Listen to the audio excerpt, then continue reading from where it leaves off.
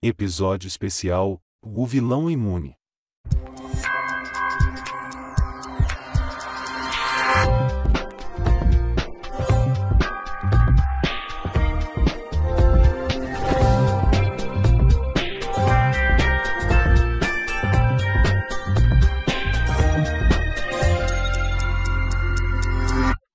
Sete meses antes.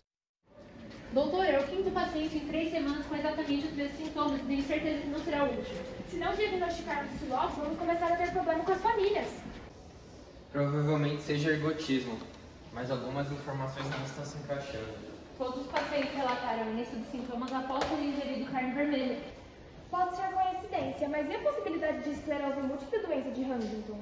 A ressonância detectou neurodegeneração em todos os pacientes, mas o exame genético para os 2 primeiros pacientes deu negativo para Huntington.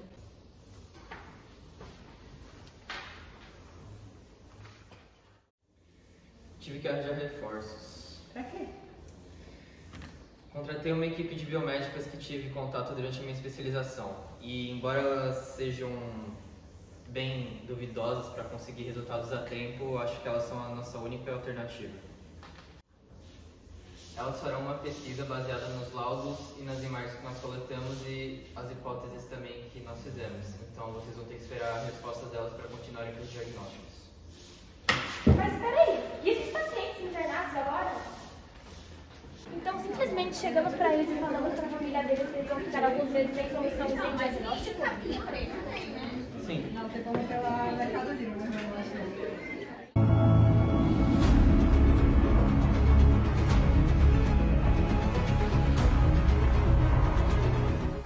3 semanas depois. Certo, vamos organizar as informações.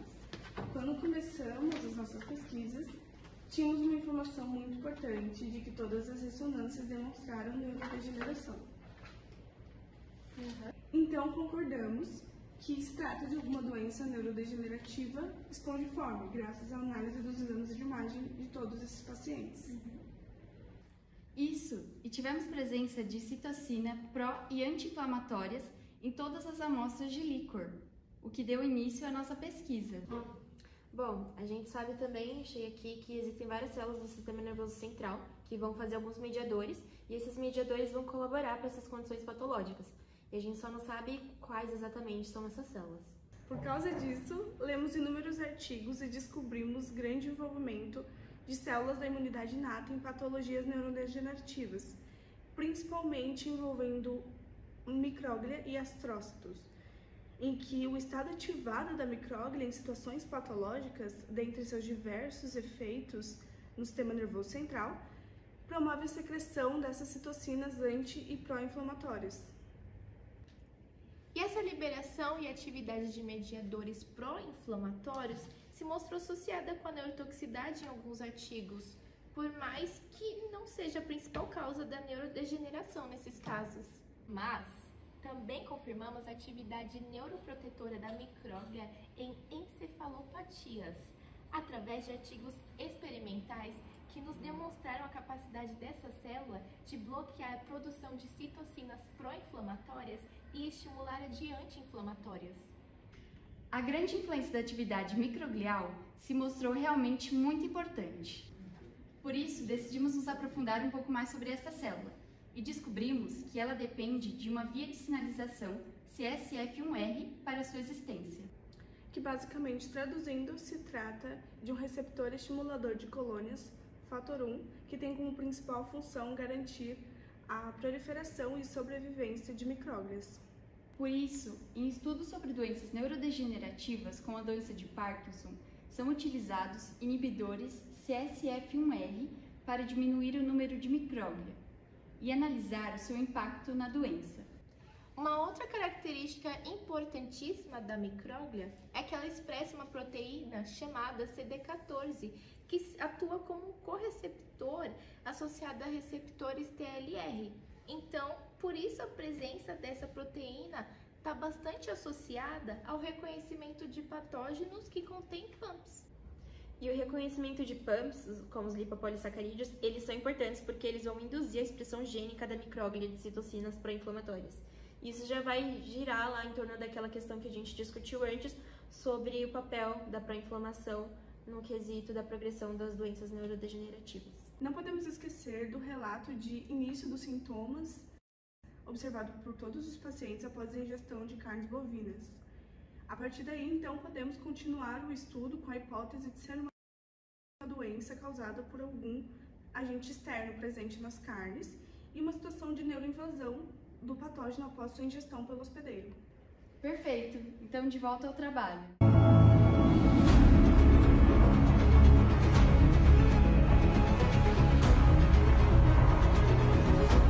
Alguns dias depois.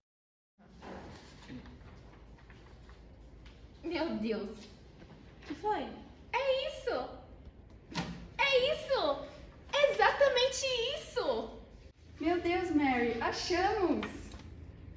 Agora faz sentido, é a doença de Prion, é a variante da doença de Creutzfeldt-Jakob.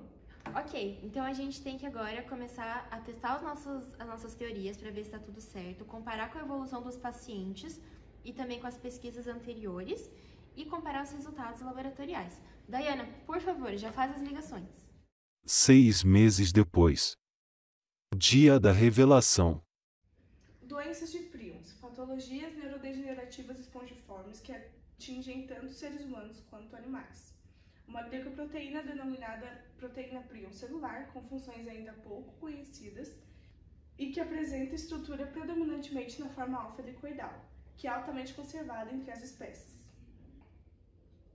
Quando a proteína prion sofre uma alteração conformacional, ela se torna uma isoforma anormalmente dobrada, o que caracteriza a forma patológica da proteína, passando a ser chamada de proteína prion scrap. E o que faz com que essa proteína sofra essa alteração? Estudos demonstram que a isoform scrap funciona como um molde para promover a conversão de prions celulares endógenos em prion scrap, propagando a isoforma patogênica e formando novas por onde passa. Mas o mecanismo de transformação ainda permanece desconhecido. Mas como uma proteína do nosso próprio organismo pode causar uma doença tão grave assim? Essa é uma pergunta complexa que requer uma resposta complexa, Lisa. Quando a isoforma patogênica é ingerida pelo hospedeiro, que representa a forma mais comum de infecções por prions, a proteína se acumula precocemente nas placas de pele, localizadas no intestino delgado. Os prions somente alcançam essa estrutura graças à transcitose do patógeno realizada pelas células hemintestinais. Em seguida, se acumulam na superfície de células dendríticas foliculares, encontradas no interior de folículos de linfócitos B em órgãos linfóides secundários. Essa sequência, conhecida como linfotropismo, se mostra essencial para a neuroinvasão do patógeno, já que a proteína scrap adentra dentro do sistema nervoso autônomo desses sistemas linfóides secundários. Tudo bem, mas o que ocorre no sistema nervoso central para que ocorra uma neurodegeneração tão intensa nos pacientes? Aí que tudo começa a ficar mais interessante. As proteínas anormais ganham certa resistência à protease K, produzindo agregados insolúveis dentro de neurônios, causando morte neuronal. Além disso, a neurodegeneração também é facilitada por um processo fisiológico inflamatório do sistema nervoso central. Então, vocês estão me dizendo que elementos do sistema imunológico contribuem com a neurodegeneração nessa doença? Em doenças priônicas, as células dendríticas foliculares, que representam um dos elementos da imunidade inata periférica, ajudam indiretamente na neurodegeneração, por induzirem, de certa forma, a neuroinvasão. Além disso, assim como em várias outras doenças neurodegenerativas, existe uma alta ativação de células da imunidade inata no sistema nervoso central, principalmente a micróglia e os astrócitos. Meu Deus, então literalmente as células do sistema imune contribuem para o desenvolvimento da doença? Mas e a resposta imune adaptativa? Surpreendentemente, os estudos que testaram alguma possível resposta adaptativa a prions não identificaram anticorpos específicos. A proteína prion celular e a isoforma patológica têm uma sequência de aminoácidos iniciais idênticas, por isso não são diferenciadas pelos linfócitos e seus ligantes, impedindo a formação de anticorpos anti-prion. Mas claro que esse mecanismo é muito mais complexo que isso. E quais são as consequências trazidas pela ativação microglial na progressão dessa doença? Aí está uma das perguntas-chave da nossa pesquisa. Quando ativada, a micróglia secreta uma série de mediadores, pró- e anti-inflamatórios, podendo desempenhar um papel neuroprotetor como esperado, ou contribuir para uma atividade neurotóxica nessa patologia. Isso mesmo, essa liberação de citocinas pró-inflamatórias pode contribuir para a aceleração da doença. Experimentos que fizemos utilizando camundongos deficientes para interleucina 1-beta, os resultados demonstraram retardo no início da doença, deposição atenuada de prions scrap e maior atividade de astrócitos, demonstrando que a deficiência de certos mediadores pró-inflamatórios contribuem negativamente para o avanço da doença. É dentro dessa lógica que se encaixa a descoberta mais surpreendente que tivemos. Uma proteína expressa normalmente pela micróglia acelera a progressão de doenças priônicas. Fizemos um teste de imunofluorescência utilizando o CD11B para confirmação da expressão dessa proteína na micróglia que obteve resultado positivo. A tal proteína recebe o nome de CD14 e atua como um correceptor associado a receptores TLR. Juntos são responsáveis pelo reconhecimento de PAMPs, estimulando a expressão gênica de mediadores pró-inflamatórios pelas micróglias, contribuindo, consequentemente, para a neurotoxicidade dessas substâncias no sistema nervoso central. Fizemos um experimento com 2 grupos de camundongos, sendo um deles com expressão normal de CD14 e o outro nocaute para ela, sendo ambos contaminados com prions. O grupo knockout mostrou um período de sobrevivência mais longo e maior ativação microglial em comparação ao grupo com CD14, confirmando nossas pesquisas anteriores.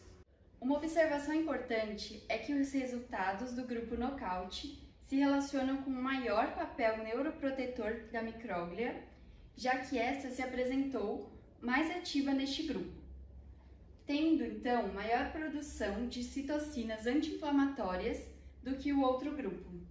Então, se a micróglia expressa uma proteína que acelera o desenvolvimento da doença, o que aconteceria se ela fosse eliminada? Nesse sentido, precisamos primeiro entender o papel fundamental da sinalização via CSF1R pelas micróglias, já que elas necessitam desse receptor para sua proliferação e sobrevivência. A ausência desse receptor promove uma diminuição no número de micróglias. Sendo assim, realizamos um experimento utilizando 2 grupos de camundongos, sendo um deles deficiente para CSF1R, representados pela linha vermelha, e o outro contendo camundongos selvagens, representados pela linha preta. O experimento tinha como objetivo analisar a velocidade de progressão da doença em ambos os grupos. O grupo knockout mostrou o início acelerado da doença no sistema nervoso central, apresentando as primeiras manifestações clínicas evidentes 98 dias após a infecção e tendo um período de sobrevivência de 124 dias após a infecção. Porém, é importante ressaltar que, apesar do aumento da progressão da doença, isso não foi associado a um aumento do acúmulo de prions, nem da vacuolização neural. Além disso, uma curiosidade que foi observada é que, apesar da deleção da micróglia, o grupo knockout mostrou o desenvolvimento normal do sistema nervoso central, o que sugere uma atividade compensatória de outras células da imunidade inata, principalmente dos astrócitos. Essa informação é muito importante porque a astrocitose reativa promove intensas situações inflamatórias e danos teciduais, situações que seriam normalmente atenuadas pela atividade microglial. Existem sim diferentes doenças priônicas que diferem nas cepas de prions anormais e nas formas de contágio. A variante da doença de Creutzfeldt-Jakob representa a forma mais comum de ingestão de prions, onde a principal rota de transmissão é provavelmente causada pelo consumo de carne bovina contendo tecidos nervosos de animais infectados por vaca louca. Isso justificaria o relato do início das manifestações clínicas dos pacientes após a ingestão de carne bovina. Pelo menos dessa vez elas foram competentes.